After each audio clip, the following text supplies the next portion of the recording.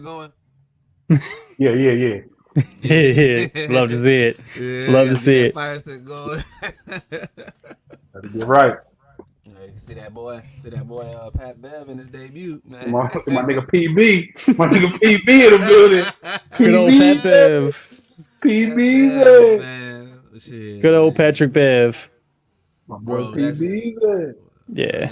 Like we were saying, bro. Like that's crazy. Like that. Like him announcing his That's own hard. trade is crazy. That's crazy, dog. I During Black love History Month too. I love it, man. It was like he did his own before, and everybody was like, "Oh, he did it before Woj got a hold of it or anybody." So you know when you beat Woj, bro, you did something right.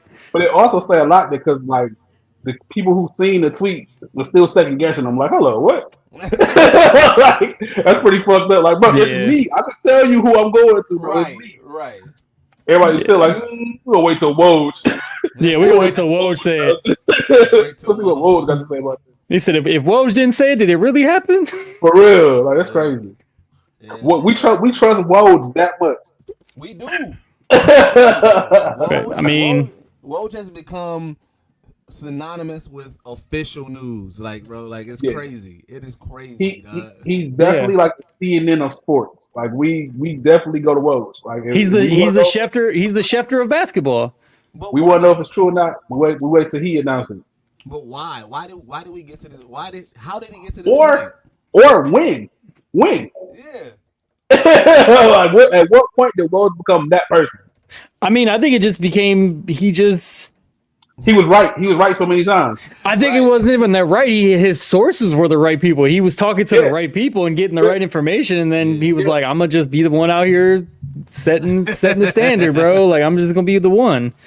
I remember him saying something about Kobe before he was super duper hot. He was saying how he had wrote a story about how close Kobe was to leaving the Lakers for Chicago. And I was like, get the fuck out of here. Yeah, fucking right. And then come out, and then Kobe actually told the story. I was like, dude, what line? Like, oh shit. He was for real. Like, yeah, he was for real. Right there. Like Kobe really almost left LA.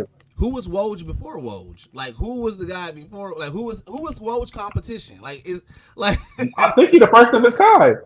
And I think Sham is his competition, right? Oh yeah. Is Sham his guy? Would you say would be his comparison? Probably. I mean, yeah, I guess as far as like people who like kind of insiders who were doing stuff like that, I can't really think as far as the NBA. I know the NFL has a lot of people, baseball has a lot of people. But yeah, I don't. As far as the NBA, Woj is the only one that I really remember off the top of my head. Because I think it's just more recency that I'm just like he's the guy now. So it's like I can't really think about who before him. Because I mean, I know Adam Schefter was the dude who broke the Monte Ellis to the Bucks trade all them years ago. Because I remember where I was at work. Yeah. Adam Schefter was kind of that dude, but he was mostly doing a lot of sports at that time too. He wasn't focused just football. Right. But yeah, I mean.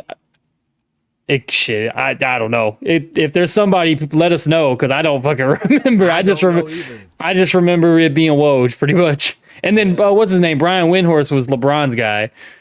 Yeah, I don't be liking Windhorst though, bro. yeah. Windhorst, actually, he's the one. He's like the if Woj was like the West Coast. Nah, bro. Windhorst blew up just because of LeBron, bro. Like that's I'm not. He be wrong. Well, I mean, you know, he be wrong about so much shit, dog. I hate him, bro. I hate his sources. I hate when he reports on stuff because he be so wrong. See, look, hey, I'm not gonna fault him because he living off of the idea. I'm gonna just throw some shit at the wall. Bro, if it comes true, it comes true. Bro, every Bucks takes he had has been horrible and wrong. Yeah. Like I hate it. So But you know what's crazy? When it comes to us, bro, everybody is always wrong. We the only people who are gonna predict closely when it comes to Wisconsin sports. Honestly, I feel like is Wisconsin fans because one, we believe in our team so much. We're always gonna say they're gonna win. We always gonna say, you know what I'm saying. So the closest you're gonna get is people outside of us are always gonna say we're gonna lose. Yeah. Well, Every time. Not even just lose. Windhorst, he's been saying for like the past 4 years, Giannis is upset. Giannis is going to leave. Giannis is going to leave. Yeah, Watch. Giannis to go to state. Giannis to go to state is loaded. My sources are telling me Giannis he's out. That's what he keep on saying that. And then we went to go get Dame. It was like it's just like bro, shut up, just shut up. Like, oh my god, like bro, just shut up. Just shut For up, real. man. But hey, man, welcome back to Off the Clock Sports Podcast, the place where the game begins and ends, man. I'm your host, Young Deuces. With me, I got my man, Bergie Streets. What's up, what's up? And as always, I got my man, Jake Exclusive. Yes, sir. What's up? What's up? And yeah, man, hey, as you heard us talking in the cold open, man. Hey, we got Pat Bev. How we feeling, man? Easy. Pat Bev came in. Easy. So I have not been the biggest Pat Bev fan. Me either. I've been on record saying that I don't like his style of play. I'm not a fan of Pat Bev. However, hearing players describe Pat Bev, they say that he's the worst player to play against, but when he's on your team, he's the best. Great teammate. And knowing what he's going to do, bringing him on, just knowing that he's going to be a pest, knowing that he's going to hack a few players, knowing that he's going to score, 6 points and act like he won the game and everything like that. Like, you know what? Bring that energy. We need them distractions. We need some people that's going to be a pest. We need somebody that's going to be jaw-jacking. I'm with it right now. I love the fact that you being so politically correct right now. Let me step in. Pat Bev, listen to me. Pete Beasy, you are literally here to kick ass, my nigga. You have a license to fucking wild out. You are here to kick ass. Don't listen to nobody else. If you don't listen to me. You are literally enlisted on this roster to beat players' asses and key players that I would like you to target. Hear me loud and clear. Them Kelly Green niggas, Tatum, whoop his ass. Use every foul that you have available. Flagrant, regular foul, person, everything. Every foul that's available, use it on niggas like Tatum, Brown, and Butler. That's all we get. Hey, Embiid is out the way. We gotta worry about Embiid. Embiid is out of the way. Oh my god. Hey, I wish Philly the best. I don't want to see people get injured.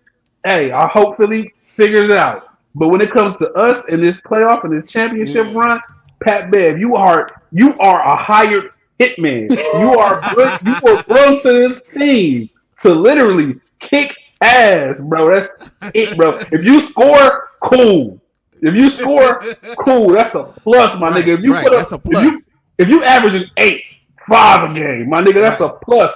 I want to see the averages on fouls at 4 every game. He averages 4 fouls, 4 hard fouls a game. That's what I'm looking for, bro. Hack these niggas. Make these niggas think about every time they finna shoot, every time you want to die for a loose ball. Make these niggas pay for it, bro. That's what he here for. That's what he here for. Is Pat Bev going to be one of the first players that need to average fouls? I hope so. I will be looking at the Buck stats, and I'm gonna slide. You know how you slide over ESPN? I'm sliding over to the foul situation when it comes to Pat Bev every game. I'm looking at everybody's points. I'm like, all right, cool. So had this many rebounds. Cool. Let me see how many fouls PBs he had. 4, cool. That means he got work. He got it in. Did his job. It's gonna be a game where he got 20 points, 7 assists, 3 or 4 rebounds, 1 foul. You gonna be pissed.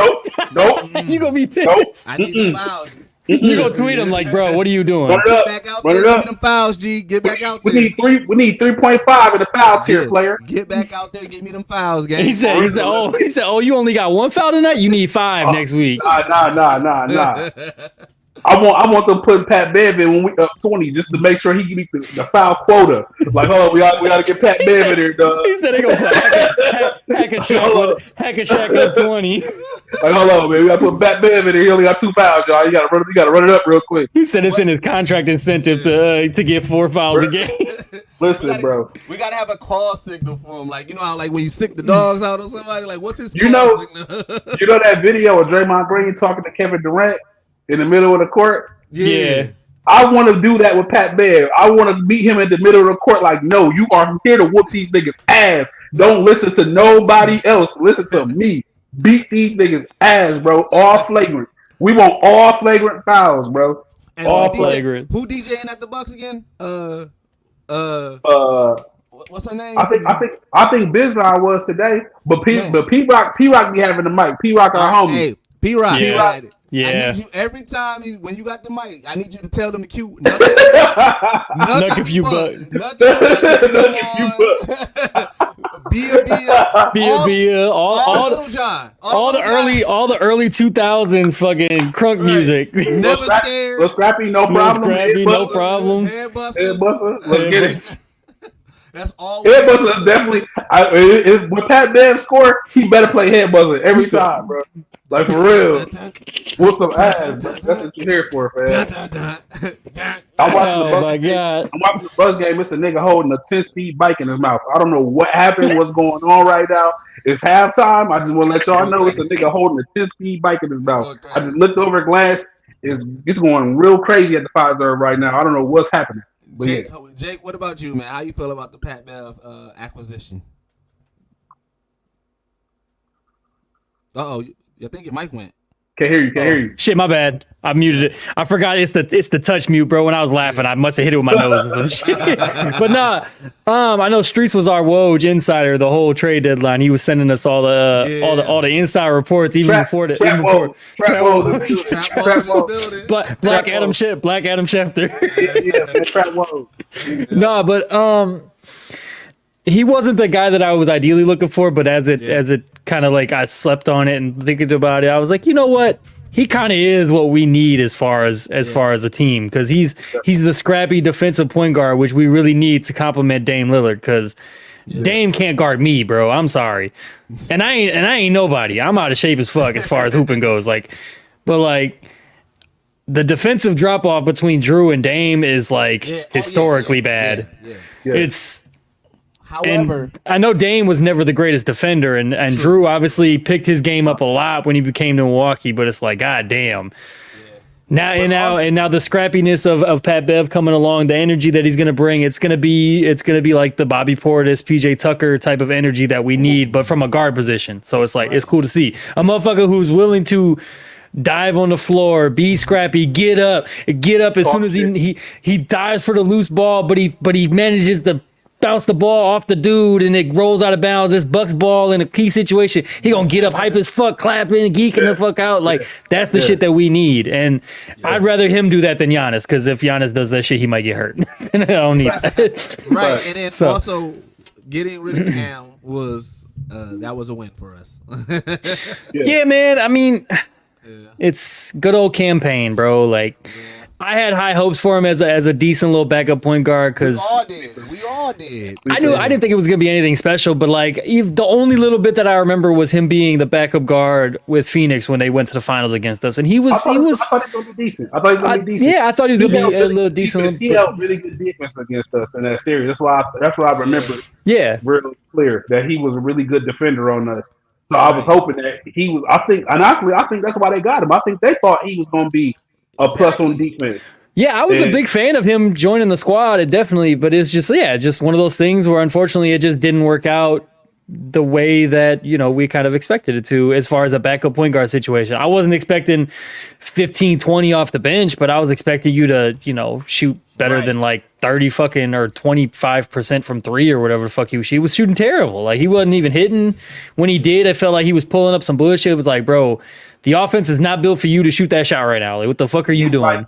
He was trying to become a 3-point specialist, which I didn't understand. hold on, yeah, bro. It's just you wasn't that in Phoenix. What makes you think you need to be that here? Hold on, bro. Right. I mean, he didn't shoot bad in Phoenix, but he wasn't shooting. He wasn't shooting away. His volume went all the way up. Yeah. He was trying to change his identity here, you know what I'm saying? And it's like, nah, man, we got you for a specific reason. Do that. You know what I'm saying? So now is this Pat Bev acquisition though? Is this a game changer for us? I guess because Doc ain't been docking.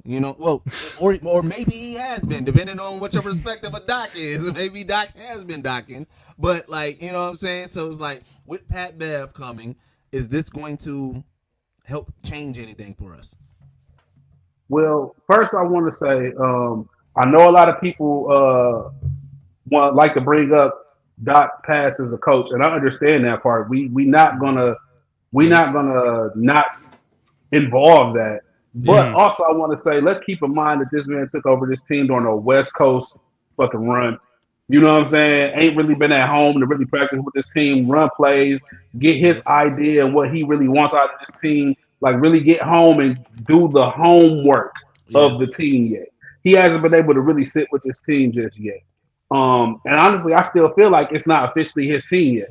Nah, it's not. You know what I'm saying? Like, when we start seeing, which we have, we've seen some changes. He's done different lineups. They have got better defensively. If you watch this team, if you watch them play, they've gotten better defensively. Honestly, and him getting Patrick Beverly, I think that was a Doc Rivers play.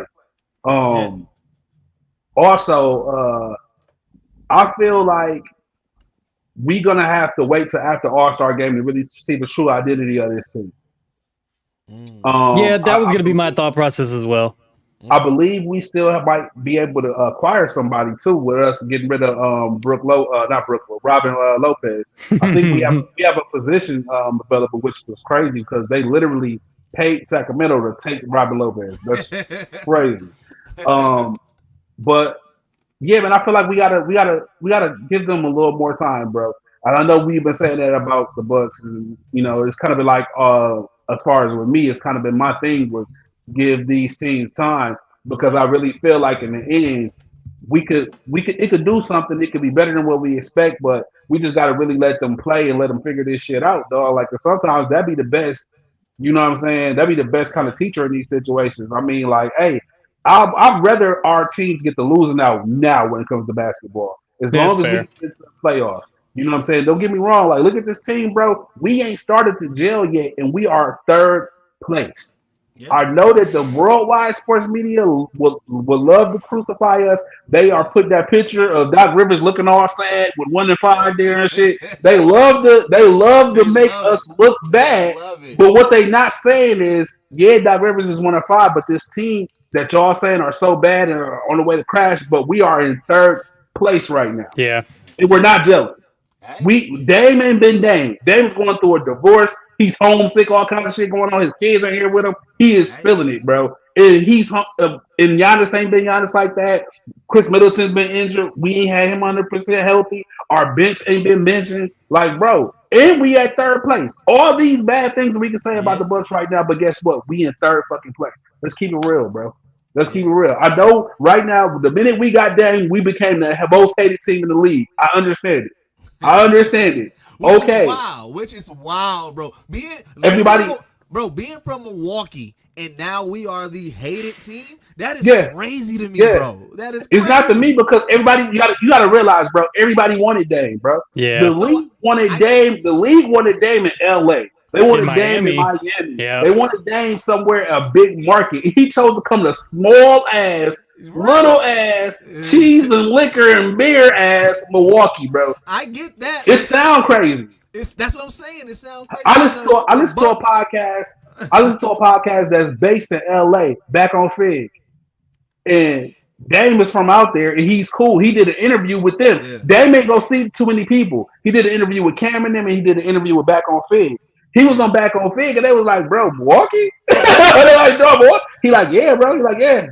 I'm going to play with Giannis, bro. I'm going to play with Giannis. Yeah. They like, bro, what's in Milwaukee, bro? They be trashing us every time they bring up Dame. Like, no, what the fuck is in Milwaukee? Bro, and that's what I'm saying. That's why it's like the perspective of Milwaukee, of being from Milwaukee and being in this, considered a small town and everything like that. Mm-hmm. We've never had the spotlight, right? We've never really had the spotlight like that. So even when Giannis was winning, they were still counting us out. They was like, even when we was winning, they was still like not giving us our props. And then just like overnight, we became hated. Like, you know what I'm saying? I get it's the move, but it's still wild. It's like, bro, wait, y'all hate the Bucks? Who would ever have thought to hear like, who the most hated NBA team is? The Milwaukee Bucks. Like, no, that's crazy.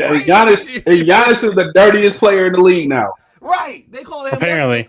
They calling him every name except a son of God out here, bro. Like, it's wild, bro. It's wild how the tides have turned on us. Yeah, I mean, being in other parts of the country and shit like that. Like when I would go visit my sister on the East Coast and shit like that, you would tell people like, yeah, I'm from Milwaukee.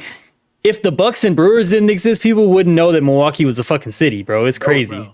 Nope. There are people that still like. I've heard grown adults say that they didn't think that Wisconsin was a fucking state. Like, Bro, there's people when I say Milwaukee, they be like, "Where's that at?" I'm like, "No, we have the Brewers and the Bucks. How do you?" I always bring up the teams. yeah, you How have do to. you- I would.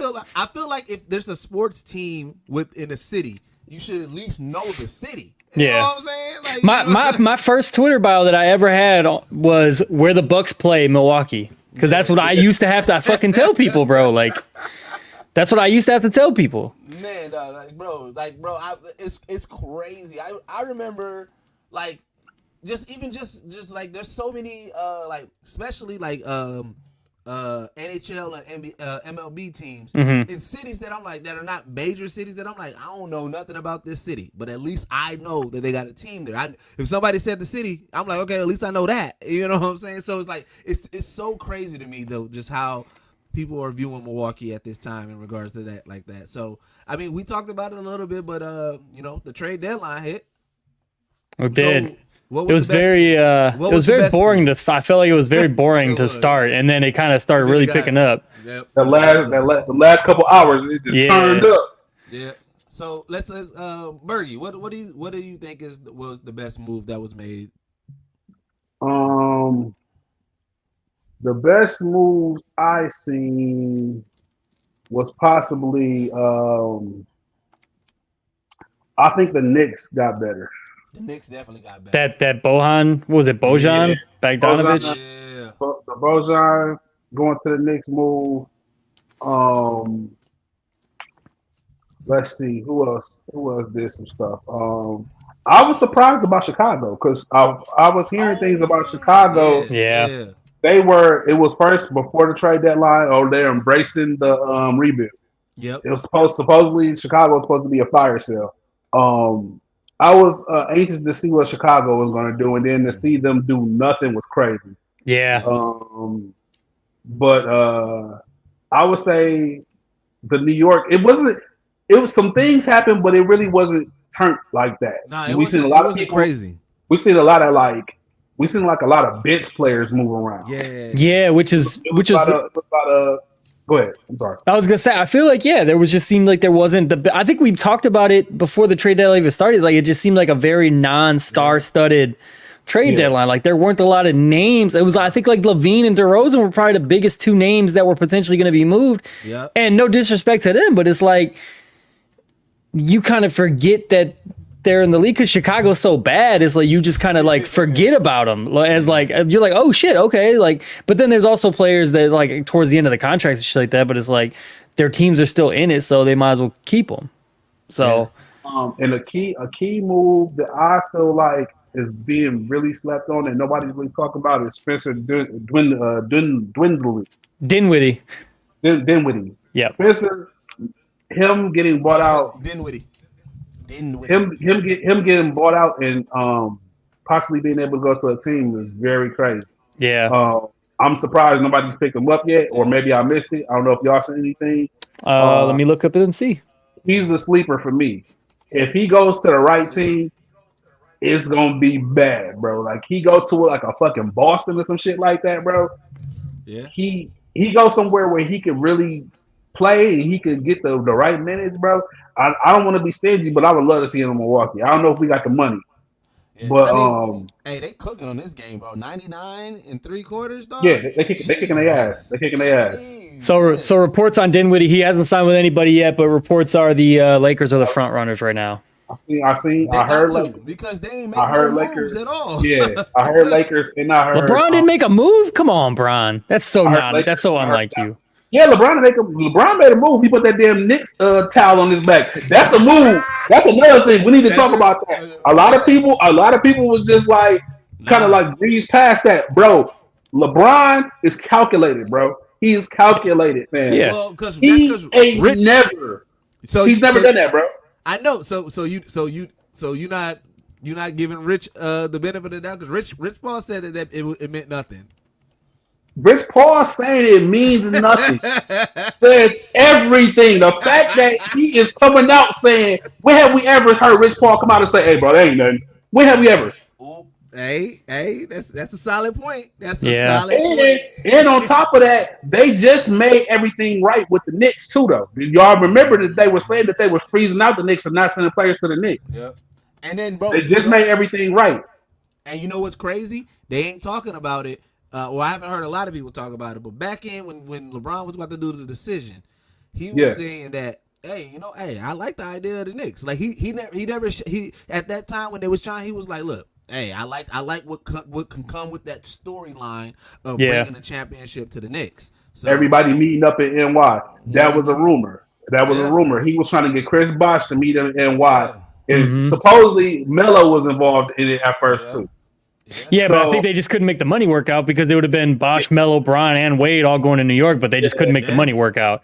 Yeah. So I feel like him coming out saying that Towel situation meant nothing said everything I needed to know. Yeah. It said everything I needed to know. When have we ever seen LeBron put another team's name on his fucking back and cover up the other team? We've never seen him do anything like that.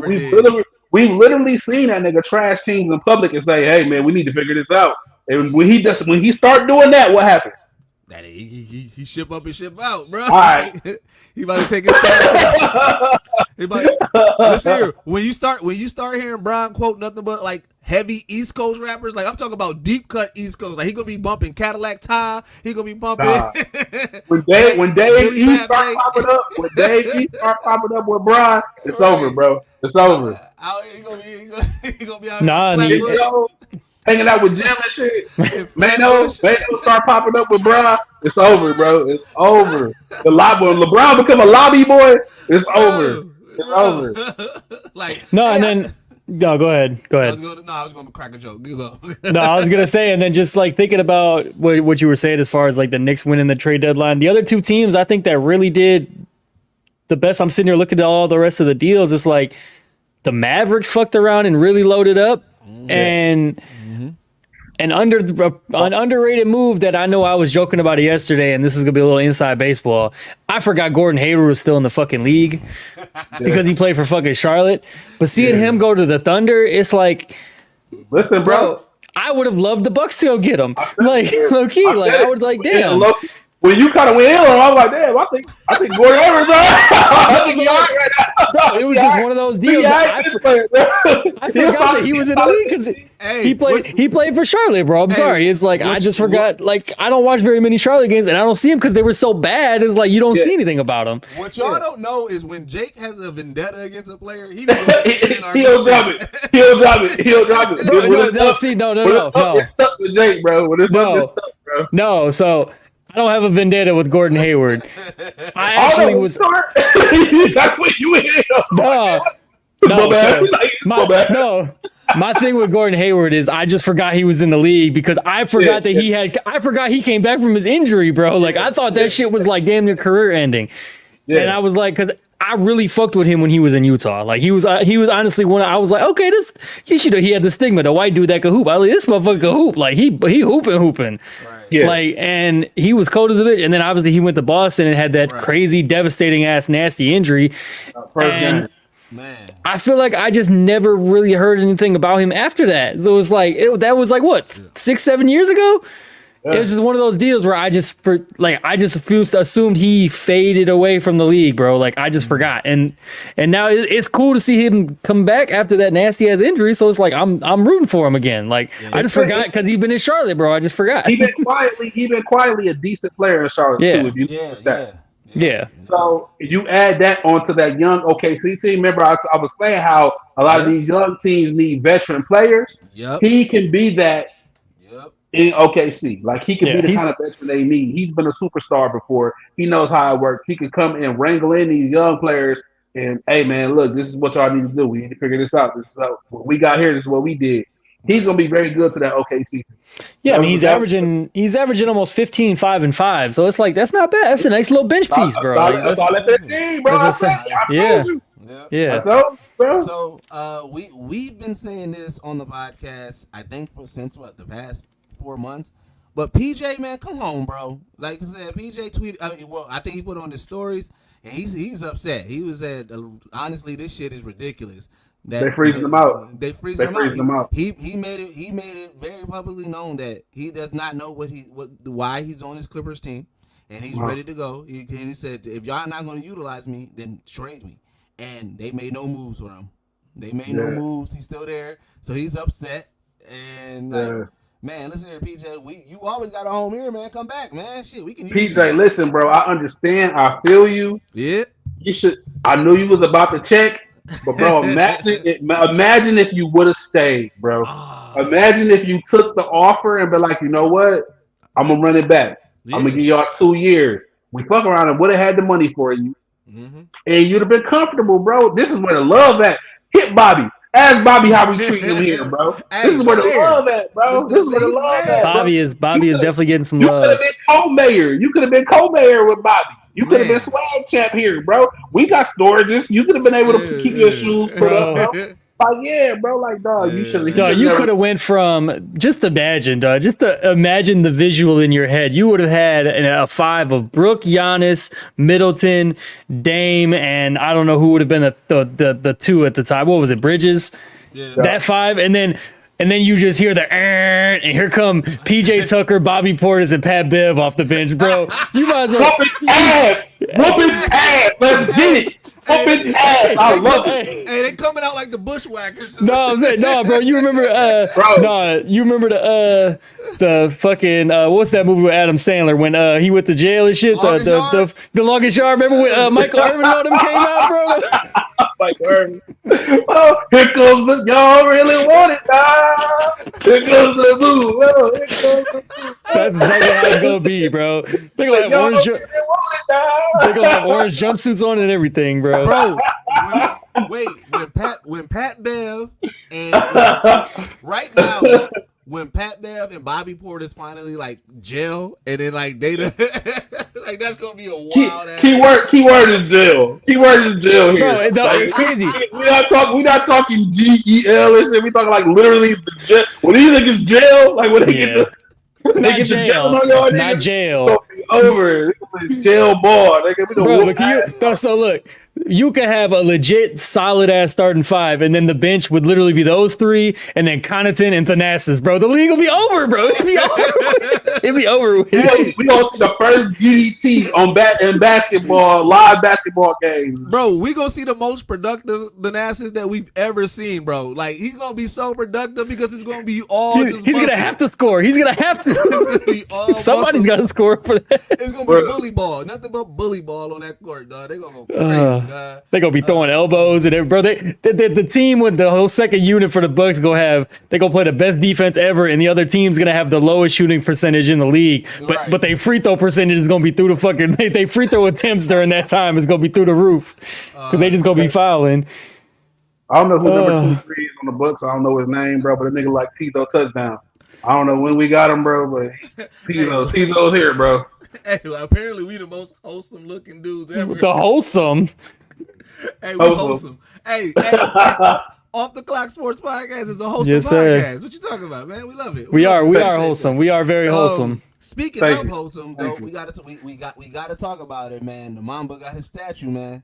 The Mamba got his statue, G, and I mean, you know what I'm saying. And you know what I'm saying. His wife let it be known he picked the pose. Yep. So you know what I'm saying. Before he passed, he picked that pose, and it's well deserved. Like I said, I mean, that was a gimme. Like everybody knew that he was going to get that. Yeah. And first, like let's also applaud them for the execution of the date. Yeah. 2/8/24. That's hard, bro. That's hard. Yeah. That's hard. That's a hard ass date, bro. It's the perfect day for an unfortunate and unveil. Which I feel like if he obviously was still around, the statue was going to be revealed today yesterday anyways. But it's like if he was alive, he would have probably wanted it to land on that day. Yeah. Oh yeah. Either that or 8/24. Yeah. Regardless of the year. Yeah. 8/24/24. Yeah, bro. That would have been hard. It was hard. That was hard, bro. That was hard. And then the statue. What I like is the statue actually looks like it's a really good statue of Kobe Bryant. It's not like fucking Robert Horry and the Kobe Bryant jersey. It looks like Kobe. You know what I'm saying? Like that's good. You know what I'm saying? And then the pose of where it comes from, like that game and everything, like it's Yeah. there's so much significance with that statue. You know what I'm saying? That's really dope, right? They should have let Jalen Rose unveil it. Deep dagger. Deep dagger. Can you imagine? The only other one, because remember there was a meme that came out that said which pose would you want the statue to be. Mm-hmm. The only other one that I said that I thought would have been dope, and I mean this was like very very far fetched, but the one where he's sitting laying down on the ball. I said if they would have put that on the top of Crypto Arena, that would have been hard as a bitch. That would have been nice. Yeah, that would have been hard as a bitch. Just Kobe just laying up top there, bro. That would have been hard as hell, dog. But yeah. They had like 9 different options I saw, and I think I chose one. It was like the jersey tug, where he was like doing the jersey tug, and then the other one was like it was the fadeaway. I did the fadeaway as well because his fadeaway was iconic, bro. They had the championship one with him with the holding the trophy. Mm-hmm. They had the one with him, holding the ball like that. Yep. So Kobe got some iconic just moments and photos and everything. So there was a lot to choose from. But man, rest in peace to Mamba, man. That was well deserved, man. I'm glad that he got his statue, and I'm glad that it was one that he had part in. Like, you know what I'm saying? That did add a lot more to it sentimentally for me and everything. Definitely. Like For sure. So man, let's talk NFL, man. Hey, the awards came out. Yes. So I'm gonna go over these awards and let's talk about it. So Lamar Jackson wins MVP. Let's start there. Yes, sir.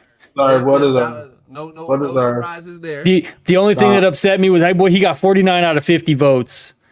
I want to know who the one person was. Who the one? And also the fact that Jordan Love didn't get a single vote also kind of hit me wrong. But I understand. But also it's like, bro. They were shitting on him the whole season. Yeah. It wasn't until the last half of the season that it started. They didn't catch him until the end. He didn't start getting respect until the couple playoff game wins. Like that's when it started. Yeah. So I wasn't surprised about that. I just wish he would at least got one vote, bro. Like at least one to make us feel good about ourselves. Right. But you know what?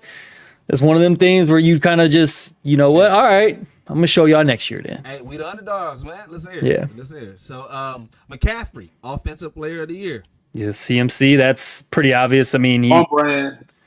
I mean, when he's healthy, he should win it until he really starts to slow down because the dude is dynamic. He's a workhorse. He's fucking amazing, bro. Like he's awesome. Unstoppable when he get it going. So he deserves it. Definitely deserve it. Myles Garrett, Defensive Player of the Year. This one I've been seeing some slack. I saw some controversy between this one and between Garrett and TJ Watt. Those two, I saw some slack between those two because they were saying like all the stats TJ Watt had over Garrett as far as like tackles, assisted tackles, sacks, forced fumbles, defensive touchdowns, all this and that. But the one stat that a lot of people like put up was like win-loss record. Yep.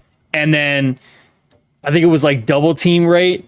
Like Myles Garrett was double team 30% of the time and TJ Watt was only double team 14% of the time throughout the season. So it was like technically TJ Watt had more chances to get the stats that he got over Garrett.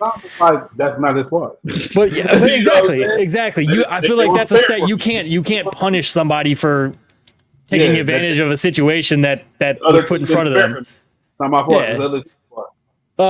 But yeah, I've been seeing, and obviously I'm humbly gonna just root for TJ Watt because he's a Wisconsin boy. So I kind of wanted to see him win it because I mean he had 19 sacks after the crazy. I mean, he was injured for damn near. He missed like the last 3 games of the season too, or like the last 2 games, I think, and he missed the playoff game.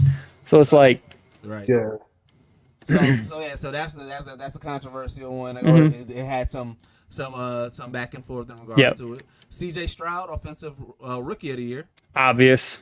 Yeah. Well, not obvious because of the season Puka had, not super obvious, but I would have given it to. It's one of those things where the quarterback is always going to be held to a higher standard. That's what I'm going to say. Puka had an amazing. I had Puka in fantasy, so I could tell you he went fucking nuts. Bonkers, bro. Seriously. But what CJ did with the Texans, bro, like it was just amazing to see.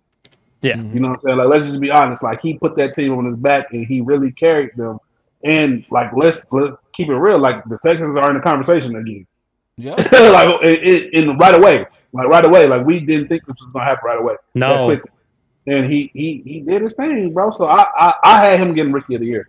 Like Yeah. after a couple games past like the mid of the season when he was still cooking like that, I said Yeah, for sure. he got it. Yeah. Definitely.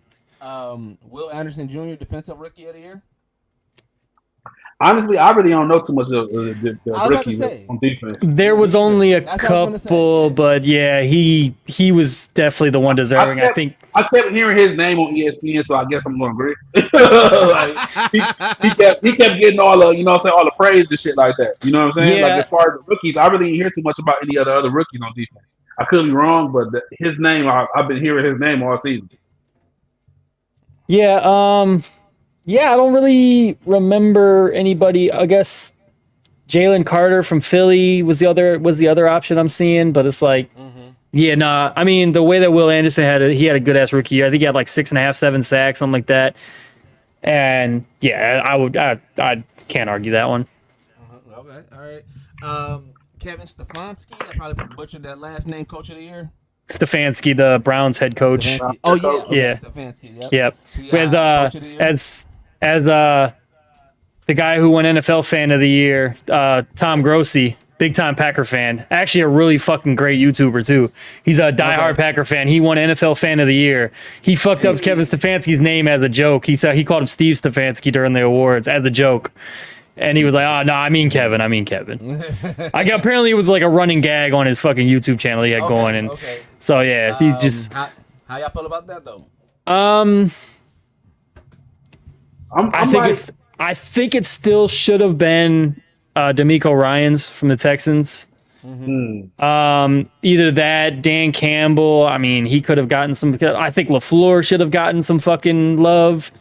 No pun intended. So you're not on this one. You're like, nah. I can understand why he got it. I get it, but it's also like he could fuck around and win 6 games next year and get fired, and it's just one of those things. That's how the Browns are, unfortunately. It's just one of those things. Okay. And but I like it. I just think that one was. I think I would have voted for D'Amico Ryans if the vote was given to me. Just taking a 2-3 win team and making the playoffs as an 11-win team with a rookie quarterback and the second or third youngest team in the league. Detroit too. Detroit's coach too. Yeah, Dan Campbell. Yep. Yeah. I got him in front of D'Amico.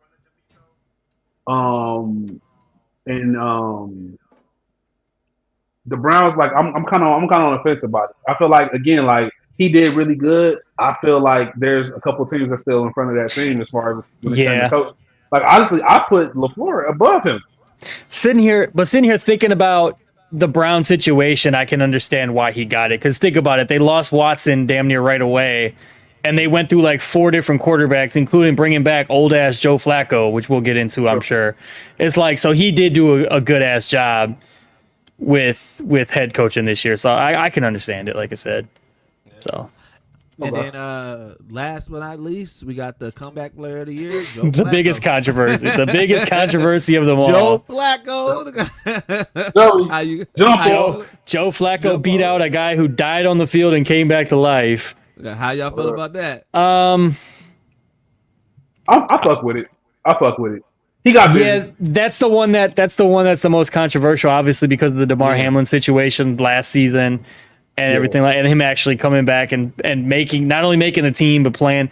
I'm not going to get into there's a whole conspiracy theory around the whole DeMar Hamlin thing as far as him making the teams and all this and that, but it's like somebody said that it was like DeMar Hamlin won it by proxy, and then everybody else after him is going to win the award, but it's like it's his award, basically. Yeah.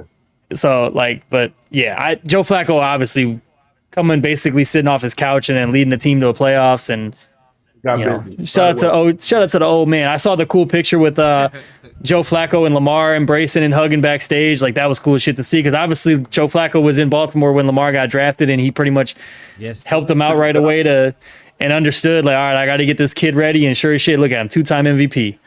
Yeah, So- going crazy. Fun stat for the MVP, by the way. I heard this and I was actually pretty funny. There's only been 10 players in the history of the NFL to win MVP twice, and only eight of them are in the Hall of Fame, and the two that aren't are Patrick Mahomes and Lamar Jackson. Oh. So that's a pretty cool ass stat. Hey, that's a hard ass stat. I ain't gonna hold you. Like, yeah, that's Well, you know okay, they're not in the Hall of Fame, but they're gonna be in the Hall of Fame because obviously Aaron Rodgers is gonna be in the Hall of Fame. As long as they don't do no bullshit, as long as they stay clean and don't get on no bullshit. Yeah. Yeah. I think if both guys retire now, they're probably going just because they have two MVPs. Yep. Right. TJ Watt, he replied. He said he put on there. They asked him about it, and he said nothing. I'm not used to. He said nothing. No, he said they asked him, and he said nothing. I'm not used to. So he's saying that he was snubbed. Yeah. And everything. Yep. Oh yeah. Honestly, I feel like he was. Yeah. I think of all the people, he was the one who got snubbed the most for sure. Yeah. Because his stats across the board were better than Garrett's, and I'm not even taking anything away from Myles Garrett because he had a good ass season. I mean, but I'm sorry. Sometimes the stats have to be looked into. Yeah. So. Yep. So now, I mean, like I said, we already gave our Super Bowl predictions. I do want to kind of revisit it. Just want to make sure and see, like, are you still sticking with who you sticking with, you know what I'm saying, how you think they're gonna win? Has anything changed over the past week for you? You said for the NFL playoffs or No, for the Super Bowl. for Super Bowl? Yeah. Go ahead. My bad. No, I was just trying to. I think for me, I'm starting to lean more San Francisco, but like I'm still taking Kansas City because. So what's making you lean more San Francisco now, or just what invoked that Hearing the more of the coverage, hearing the other like the small things here and there, I feel just like. And now that there's reports that like certain like I think one of the starting offensive linemen for Kansas City might not play, all this and that. There's just. I don't know, man. There's just something weird about this Super Bowl where I feel like San Fran kind of has a lot to prove as an organization. I feel like Kyle Shanahan has a lot to prove as a head coach. Obviously, Brock Purdy has a lot to prove. Yeah. I really feel like he doesn't have a lot to prove, even though the world's going to assume he has a lot to prove. I feel like they're going to want it more. Not saying that Kansas City doesn't want it, but I feel like because Kansas City's been here so often lately that I feel like San Fran is going to treat this more than just another game, which is what I fear Kansas City might come into it as. But I'm still leaning Kansas City winning because of their experience in this damn game. I mean, they've been in the Super Bowl 4 out of the last 5 years. Keep it a buck. It's hard to bet against Pat Mahomes. It is, man. So hard. Honestly, that is the main reason why I can't pick San Francisco. I know. Because the only Super Bowl loss Pat Mahomes has is his first one. Yeah. Where he got destroyed by Tampa Bay. Yeah, and you know who's on the other side of that ball. Yeah, and it was Brady. And it wasn't even Brady that won that damn Super Bowl. It was fucking that defense was crazy. That defense was crazy. I mean, Pat Mahomes was running for his fucking life that game. Hey, and remember what I said last week, bro? If San Francisco, if they were smart, they watched that Super Bowl. Yeah. They seen what they did to him, and they are gonna duplicate that. And it's true that the weak parts of Kansas City's offense is their tackles, and the best part, arguably, besides the linebacker core for San Fran, you can argue that the pass rush for San Francisco is their second best unit because them linebackers are built different. Man, listen, bro, I got San Francisco coming out gunning. I feel better about me saying that. I think I'm going to go with San Fran. Okay. I'm going to officially say it. I got the 49ers, bro. I got the 49ers. I'm officially saying the Chiefs. I'm still riding with the Chiefs. I'm still riding with the Chiefs as well. Yeah. So before we get out of here, I do want to have. I had another fun topic that I was thinking about. Before that, I guess I'm sorry. Y'all know me. I'm a weird stat nerd. There's gonna be one second thing ever and a first ever in the Super Bowl. It could happen for each side of the teams. Oh, bring it up. Let's so, talk about it. if the Chiefs win, this would be Steve Spagnuolo, the defensive coordinator for the Chiefs, 4th Super Bowl as a defensive coordinator, and that would be the most all-time for a defensive coordinator. Okay. He was the DC for... This will be the 2nd Super Bowl with the Chiefs, obviously, because they won it last year. Right. He was the DC for the Giants, and he was the DC Oh no, he was the DC for both of the Giants Super Bowls. So two with the Giants, two with the Chiefs. Okay. And if the 49ers win, it would be the second time in NFL history that a father-son duo won a Super Bowl for the same franchise. So Christian McCaffrey and his dad, Ed McCaffrey. Ed McCaffrey, obviously known for playing with the Broncos, but he did play with the 49ers at the end of his career, and they won a Super Bowl with them as well. And the other team, the only other father-son duo were these dudes apparently in the Giants 80s run that I've never heard of, Steve and Zach DiAsi, which I have no idea. I think one was a long snapper and the other, I don't know what the other position play. They're going to have a pocket of fans. They're going to have a pocket of fans that going to find this podcast. It's like, bro, what? I listened to the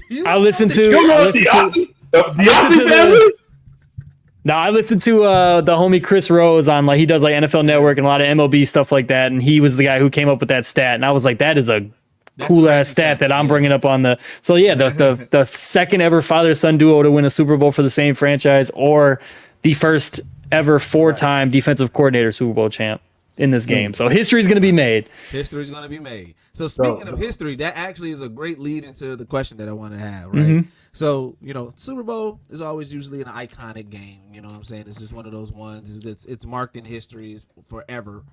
And I wanted to get from you guys, if you could attend one Super Bowl, any Super Bowl that we have had, if you could have been there at that Super Bowl, which Super Bowl would you have wanted to be at? Ooh. I'm gonna go with the 90. Was that 96 when the Packers won? Was that 97? 96. The 96 season. Yeah. 96. But it was in February of 97. 96, 97 season when the Packers won. Mm-hmm. I remember Deuces, your pops, y'all had the Packer party. We had the Packer party, yeah. I remember that, bro. Like, I would have loved to have been at that game. I'm gonna say with that one. I'm going with that one.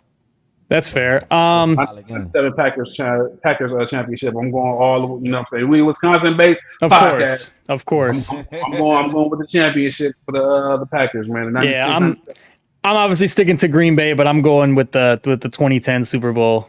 Just because and honestly, I'm thinking about it more as the fandom of if me being where I was at that point in my life. Because in '96, I was like 6 years old. So it's like I would have still been too small to really like remember that. Bro, I remember everything about watching that fucking Packers Steelers Super Bowl. So it's like I would have loved to have been in house for that. But plus it was at AT&T Stadium too in Dallas. So so that honestly would have been the one that I would have gone. Just but if all right, Streets, I'm gonna pivot Deuce's question. A non-Packers Super Bowl. A non-Packers Super Bowl. I'm gonna have to go with what year? Is it when we had the Falcons? I mean the Patriots and what is the Patriots Falcons 28-3? Patriots and Falcons when they turned it around. 28-3, right? Yeah. They were down. No. The Seahawks Patriots game. Oh. When Malcolm Butler picked off. Richard Sherman was going like this. He thought it was over. And Malcolm Butler. Up 4 touchdowns that year. I won so much money on that game, bro. Yeah. I ate. So I had a Super Bowl party that year. People was coming to my house picking up their money that they thought I was going to lose. Mm-hmm. I bet $2,500 altogether on that game. I had some money on me. I had to go to the ATM. I had to tell a couple people, "Hey man, come see me in the morning. Let me run to the bank, bro." I had people pulling up to my Super Bowl party to get their money because the Patriots was down that much. Yeah. Everybody was like, "Yeah, bro, yeah. Can I come get my money now?" Like, "Yeah, man, pull up, man. Come to the crib. Come pull up." Everybody's looking at me laughing like, "Oh, this nigga lost this." The nigga turned it around, boy. I went from being down 25 to being up 25. I felt like Tupac. Remember Tupac got out of jail? Yeah. He signed death row. That's how I felt. I know exactly how Tupac felt. I feel like Pac when he got out of jail, he signed death row. That's how I felt that day. I was down 25. A couple hours later, it was up 25, bro. So I'm gonna go with that, man. The year the Patriots, Malcolm Butler interception. Okay. We still don't know why Russell Wilson threw the goddamn ball. Nobody can honestly say besides Russell Wilson. Why nobody asked him that yet? He been in no podcast or nothing. I've talked about it before. Marshawn Lynch has talked about it, and it's also been proven why they ran that play that got picked off. He hasn't said it. Of course, bro. It's Russell Wilson. Always get Broncos country. Let's ride. We need Mr. Sierra. We need Mr. Sierra to come to the pulpit and make us understand why you did that. It might be one of those after he's done playing type of things. Cool. I'll take it. I want to hear the story though. With Marshawn, you got to sit down with Marshawn Lynch. Shit, if they're still cool. Yeah. They not. We don't need to be cool. This is content. They got to be cool. We don't need that. It's better. That's put it on Club Shay Shay. Fuck it. Put it on for the clip. Go to Club Shay Shay all my life. Go to Club Shay Shay. No, but my non-Packer Super Bowl pick. Shit, I'm torn, bro, because it's like I'm trying to because I'm trying to because it's like the Philly special one back in like was like 2018 or no 2017 when Philly New England. Yeah, Philly New England when they ran the Philly special, like that game was cracking. Fucking yeah, it's like I'm thinking of that one, but it's also that Baltimore one when Ray Lewis got ring. That was Baltimore and San Fran. That would have been nice to go to. I'm just trying to think of ones that were like crazy back and forth games. Actually, you know what? Fuck it. I'm going to last year's Super Bowl because that shit was cracking. Philly, Kansas City. That shit was cracking. That was a good ass Super Bowl. So I think that's the one. Just because of the recent, and I just remember how cracking that game was. That shit was back and forth as fuck. Yeah. So you know I got to go with the '96 Cowboys win, bro. Like you know what I'm saying. You know what I'm saying. That's my Prime. You know what I'm saying. Prime was cooking. You know what I'm saying. He got him some receiving yards on there, man. Emmitt Smith was going crazy. Like yeah, man. They bust Pittsburgh's ass. That was a solid game, and you know, as a Cowboys fan at that time, you know what I'm saying. I was excited, bro. That was one of them ones for me, man. So I had to pick that if I'm picking the Packers one. Yeah. Jay, you don't like that? Nah. Why? Actually, we gonna take away your choice.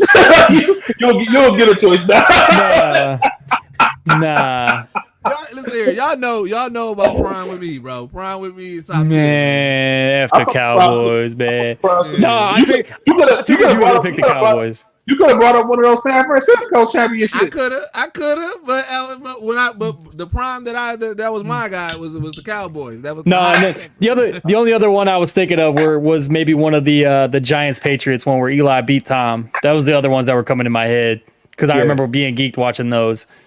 Yeah, but if Didge was here, he'd probably say a Patriots one. Knowing him. Of course. Well, shit, he's got so many to fucking choose from. Shit, he got fucking 6 of them to choose from.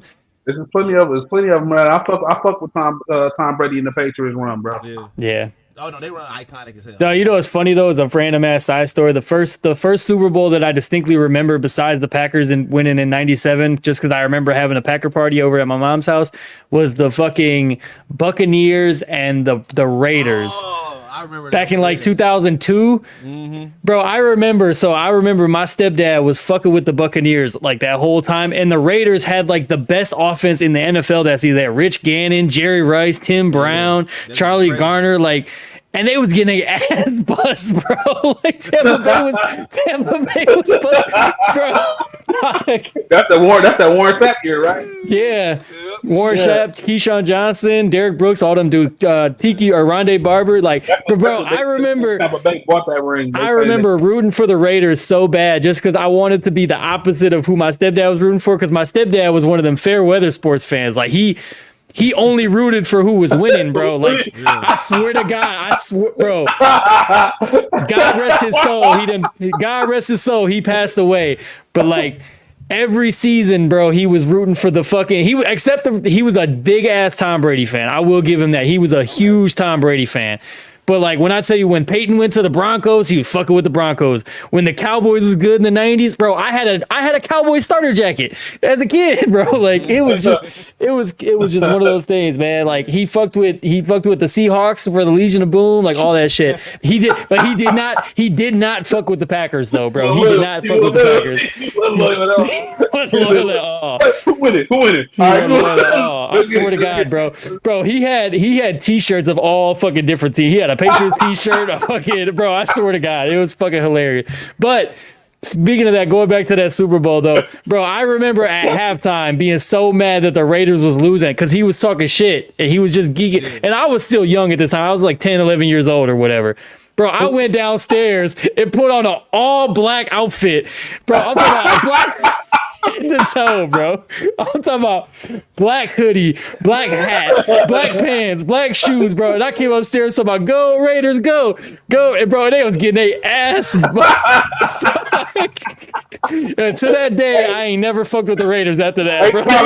What did you think the all black was supposed to do? Because, bro, the Raiders were the all black, bro. The Raiders were all black. Hey, the Raiders are black and silver, bro. No, just changed no fit for no reason. No reason at all. No. I promise you, I literally went downstairs. I'm telling you, I'm black socks, black shoes, bro, everything. Came up, bro. If I had black face paint, bro, I'd have been putting black face paint on. But I had. So wait. So now I gotta ask, what was the sports moment that made you the most saltiest, dog? That you was just like that you remember to this day? That just like that, just you was really in your chest about. Oh, bro, all the Packers playoff losses for sure. The Packers Seahawks playoffs loss with Brandon Bostic botching the onside kick. That one for sure. And I only say that one because my girl, I still hold my lovely lady to I love her to death, but she is the reason why the Packers lost that game. I swear to God, bro. I swear to God. Bro, she was in the other room. I was in the living room watching the game. She was in the other room. And she came out of nowhere when the Packers were up in the fourth quarter. She looked at me, looked at the score, and said these exact words, you know the Packers are going to lose this game. And then she sat down right next to me, and as soon as she sat down right next to me, the very next play is when Seattle ran that fake field goal and scored a fucking touchdown, bro. I can't forgive her to this day. I love her to death, and she is literally, I love her to death. Everything about her is perfect, but bro, she pissed me off so bad. To the point where now she just knows to get under my skin. She just knows to fuck with. Like when the Packers lost to the 49ers, she was upstairs like doing some shit and all this and that. And she came downstairs and she was like, what time the Packers play next week? And I just looked at her like, bro, not tonight. Not tonight. Not tonight. You be sleeping on the couch. You'll be sleeping on the couch. And she knows that I only get like that with the Packers. Like I don't get like that with the Bucks or the Brewers or nothing. It's just for me, the Packers, bro. Like I can get over all that shit. For when the Packers get put out, it takes me at least a day or two to like really get over that shit. I ain't gonna lie. It took me. Mine is gonna be the Bucks getting put out by Miami the way we got put out. That hurt. That hurt me, bro. That hurt me, bro. And it hurt me more because like I've become known for my fandom of the Bucks, like worldwide. So I was worldwide, definitely worldwide. I was literally stalked online. I was stalked in real life. People calling me, bro. Everywhere I look in my real life, people I work with, they're coming up to me and shit. I could not duck. I had nowhere to hide, bro. I had to face it, bro. Everybody came at me, bro, and that pissed me off, bro. That pissed me off. I was like really fucked up. So in my walk of life, I've befriended a whole lot of comedians lately, and I'm in a numerous amount of group chats. And so one of my guys, man, shout out to Clint Coley, he from Philly, and you already know how Philly niggas get, right? You know what I'm saying? Super wild. They super wild. So he had already accepted like Philly get like. You know what I'm saying? Being ass at that moment. But like I'm talking ass shit, right? And so then like I'm telling you though, immediately, every day, he in there. Hey, hit me in there, bro. I'm like, bro, shut up, bro. And then we got into like this heated argument about it. I'm like, bro, if you remember, Jimmy Butler wasn't really even cooking like that. Like he was cooking, but then like he was having a whole lot of moments where he wasn't being himmy. And so I was trying to explain that. But of course, the whole group chat of comedians turned against me. So I'm like, I can't get my points out. And I'm just like, I was you trying to get facts. We giving funny right now. Like you try to be real. You're right. Nah, this ain't that. It's also tough because didn't he drop 50 in like game 2 or 3? Yeah, so it was also tough. Like, but with the most bullshit offensive foul layup I've ever seen in my whole life, bro. And when we in joke form, that 50 really looks like 100, bro. So really gonna go in on him. Bro, when Jimmy Butler is literally just knocking down every shot that he shoots, you know some shit is going wrong, bro. I was pissed. His fucking 2K sliders was through the roof, bro. That's what I was trying to explain. I was like, throughout this whole playoffs, though, I was like, he hasn't been himmy. I said he be having moments, but he hasn't been himmy. But they wasn't hearing that. And then he came back. Then he came back down to earth against fucking Denver. Like he came back down to earth. Like he just literally disintegrated. It was no longer him. He was no longer him. And then I tried to get redemption. I was like, see, I told y'all. Like, no. He hit me in Milwaukee. Nigga. They was like, you tried. Until further notice, he hit me in Milwaukee, nigga. They wasn't letting me live, G. Nah, Of course not. He hit me to you, nigga. Shut up. But you know what? Another moment. Like I said, hey, listen here. I'm a lifelong Cowboys fan, and that last Cowboys Packers playoffs, not the one, not recently, but the catch. Hey, we was at Bergie, Mom and Bob's crib. And while we was there, like, of course, everybody knows me and my aunt is the Cowboys fans, and. Yeah, man, that catch, no, that shit hurt, bro. I still love the conspiracy behind that, bro. Like, that's so funny how it, like, whether he caught it or not, I'm still 10 toes down to this day that said, whether, like, okay, sure, he caught it. I'm happy for you. Aaron Rodgers still had the ball with like 3 minutes left, bro. It was over with. We was going right down the field and scoring, bro. We was definitely because y'all were just. I think that touchdown was just to tie the game. Like it wasn't even to take the lead or nothing. It was like, it was like we were just gonna go down and Mason was gonna kick a field goal and then Cowboys was still gonna be mad. Like, good catch, Dez. Didn't matter anyways. I would have rather that end. I agree. Did it end like that? That was a nasty ending, bro. It was a nasty.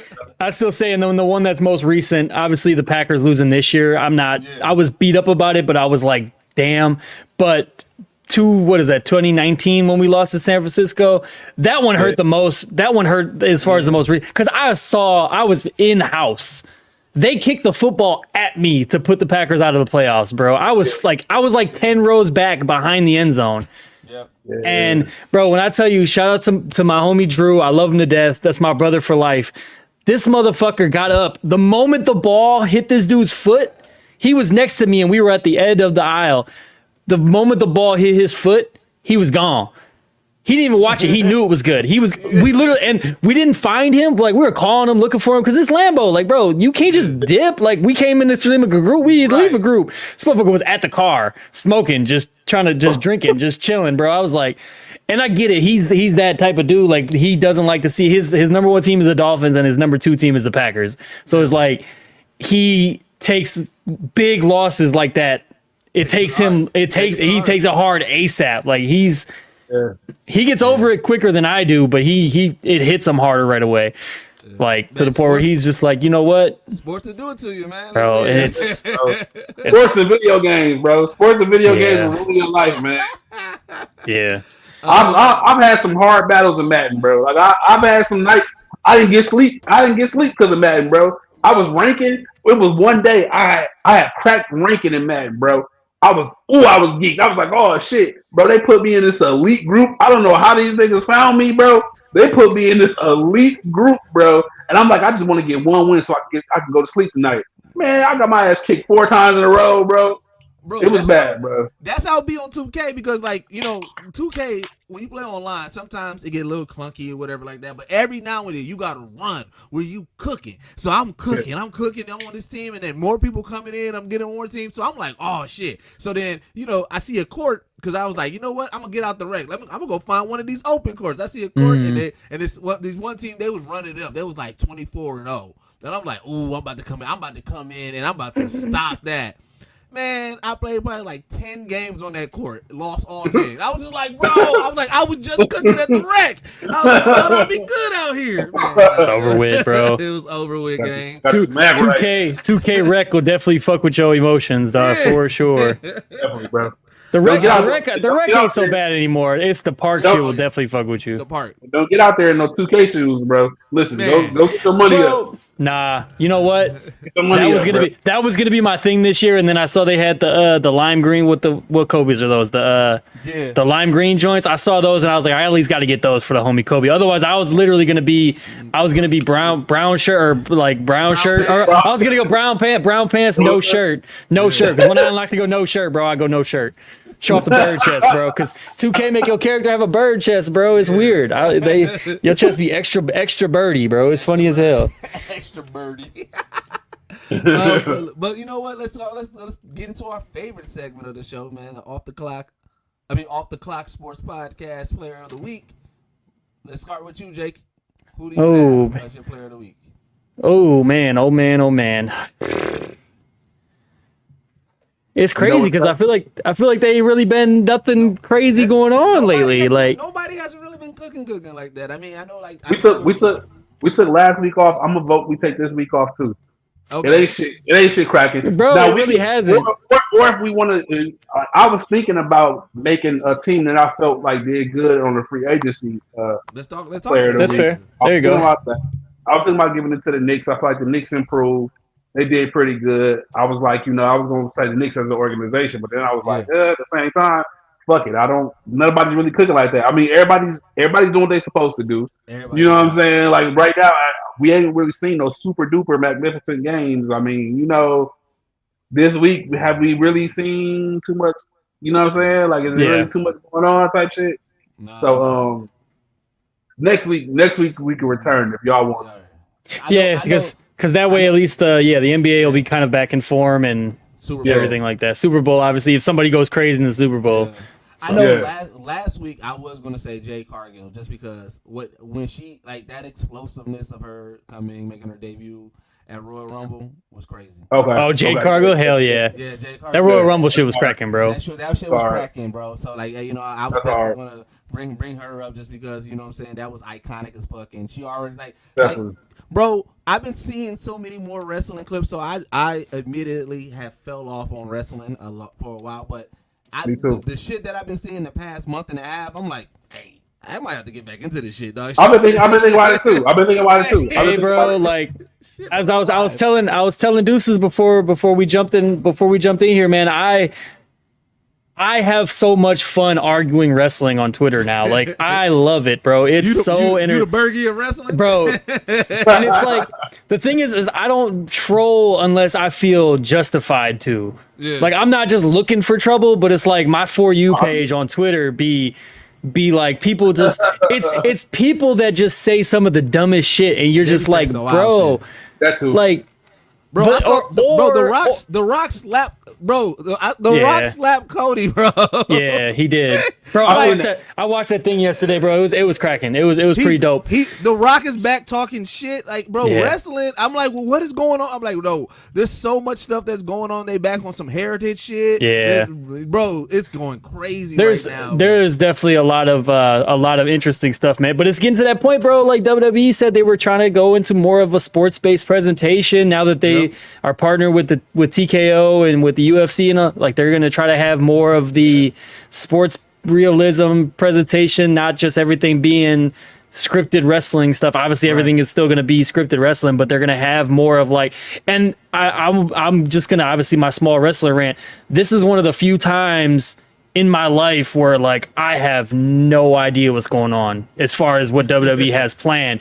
And I love it because it's like, bro, you have to stay on your toes and you have to pay attention to everything. Granted, like SmackDown was on tonight and I didn't really watch it, but I know I'm gonna keep up with it. So it's like it's just one of those things where it's like you have to keep up, otherwise you're gonna get lost. And it's cool as fuck to see. This whole Cody Rock Roman thing is cool as a bitch to see, man. Like, and y'all know, like, obviously, me having the NWO podcast. Be sure to check that out, by the way.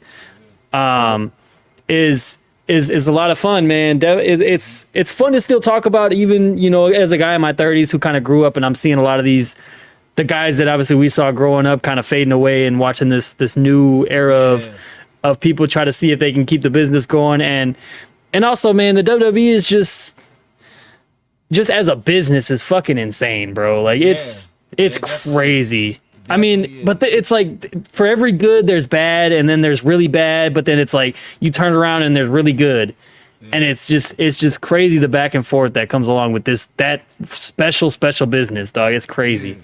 Right. So man, but I want to hear from y'all, man. Again, for those, what's your Super Bowl predictions? For those who who rock with the Bucks, man, how y'all feel about this Pat Bev acquisition? How do you feel about the NFL awards, the year-end awards? I want to know what you guys think on that. But as always, man, this is the Off the Clock Sports Podcast brought to you by the Believe Network with Geek Set. I have been your boy Deuces. That's my guy Straits. That's my guy Jake Exclusive, and we are out. Peace. Peace.